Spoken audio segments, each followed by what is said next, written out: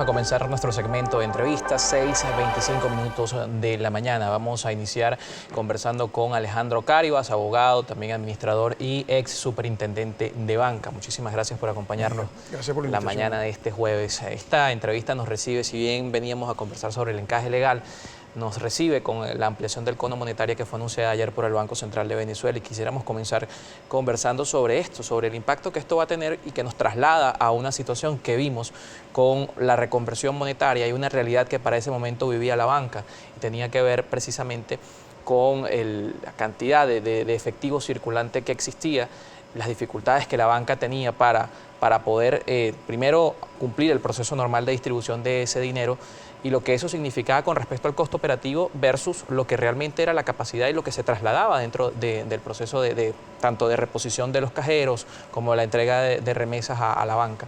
Hoy estamos en esa realidad, y ¿cuál es el impacto que puede tener esta ampliación del cono precisamente para la banca? Bueno, creo que en primer lugar, cuando se refiere a un proceso de reconversión monetaria o ampliación monetaria como es la que está en este momento, hay que referirlo a aquello es propio de las economías inflacionarias.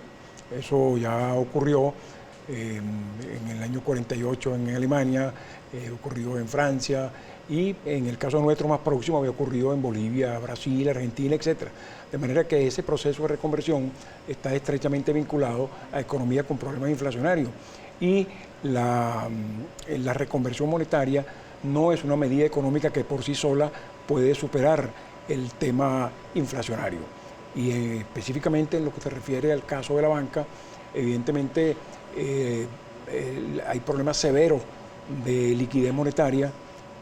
Cuando la primera reconversión monetaria, digamos del 99 para acá, que ocurrió en el año 2008, en esa reconversión monetaria, que se eliminaron 3 ceros en la moneda, había aproximadamente en el mercado, la liquidez estaba alrededor de un 7%, y la inflación en ese momento mensual era de menos de un 2%, y la anual de ese año 2008 fue de un 20%. Entonces, cuando comparamos esa situación con la actual, donde la escasez o la liquidez monetaria disponible, el efectivo con respecto a la liquidez monetaria está en menos del 2%, el 1.8%, con una inflación que supera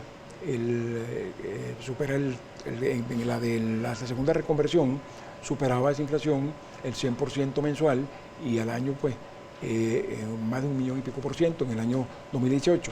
En la actualidad el problema se plantea en similares términos, es decir, tenemos el mismo proceso hiperinflacionario que se comió virtualmente todo el cono monetario anterior, que se incurrieron unos costos importantes, y la banca pues tenía el inconveniente que en aquel momento pues no se distribuyó efectivamente de manera adecuada ese cono monetario, y entonces bueno, la banca tenía los problemas que originalmente había, adicionalmente los problemas de la escasez de liquidez, tenía problemas, como lo ha señalado, problemas por una parte del traslado, costosísimo el traslado de esos valores, tenía los problemas de los cajeros, agravados hoy día porque hay mucho menos cajeros en la actualidad. Y hoy volvemos otra vez a esa realidad con la calibración de los cajeros, de la necesidad de ajustarlos a este nuevo cono, ¿o ya la banca tenía conocimiento de esto?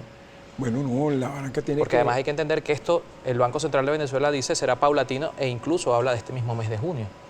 Bueno, se hablaba de que comenzaban a distribuirlo hoy. Bueno, por supuesto, como se trata de una distribución a nivel nacional, pues no va a ser en términos inmediatos, progresivamente se irán incorporando. La banca, no tengo conocimiento exacto si la banca realmente tenía con precisión toda la información técnica necesaria para la calibración de los cajeros.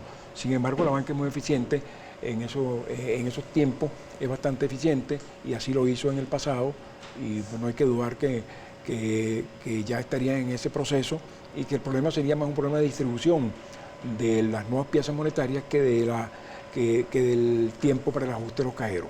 Mencionaba el tema de la liquidez, y para que nuestra audiencia lo entienda también, hay una liquidez monetaria global y una liquidez monetaria en efectivo. ¿Cómo ha sido el comportamiento? Primero vimos que 2018 cerró con un crecimiento de la liquidez cercano al 3000%, según algunas estimaciones, pero la liquidez en efectivo ha crecido a un ritmo muy distinto. Y si podemos conversar sobre este punto específicamente, que no supera el 500% el crecimiento de la liquidez en efectivo, cómo esto también lo pudiéramos hacer en ejercicio con el exterior. ¿Qué sucede con la cantidad? ¿Cómo, en porcentajes, cómo se representa el dinero efectivo versus esa liquidez monetaria global? Bueno, la liquidez monetaria global viene dado por todo lo que es dinero efectivo más lo que se pueda convertir en efectivo. Ahí se incluye el efectivo propiamente tal, se incluye el dinero a la vista, se incluye las cuentas de ahorro, se incluye las cuentas a plazo. En general, todo el dinero conforma lo que se denomina la liquidez monetaria. Como sabemos, la banca tiene lo que se denomina su cuenta única. Cada banco tiene su cuenta única en el Banco Central y eso representa pues, el mayor volumen de liquidez monetaria. Pero respecto de ello, lo que es el efectivo como tal, ¿verdad? Como lo ha señalado, es una cantidad muy inferior y lo que se denomina el M2, que es el propio dinero, vamos a decir, el disponible como tal, lo que es el efectivo, más la cuenta corriente, más dinero a la vista, es absolutamente inferior a lo que son las necesidades de la población. Y que mencionábamos fuera del aire que los promedios o los estándares, las recomendaciones internacionales hablan de un dinero circulante efectivo del 10%, y hoy nosotros tenemos uno inferior al 2%. Ciertamente, los econometristas, que son los especialistas en la materia, estiman que debería ser la relación del efectivo con respecto a la liquidez monetaria de un 10%, otros hablan de un 12%, pero es normalmente aceptado un 10%, es el más común. Nosotros pues tenemos una quinta parte de eso y eso genera pues todos los inconvenientes que sabemos, por supuesto siempre manteniendo la mira en el proceso inflacionario. En alguna oportunidad, no sé si recuerda, un funcionario, un ministro, había anunciado que un determinado producto, creo que era el cartón de huevo, iba a costar 400 bolívares. Y bueno, el producto en poco tiempo comenzó a subir y ya hoy cuánto dinero se requeriría, ¿no?, para comprar ese cartón de huevo que ha subido por lo menos 75, 80 veces.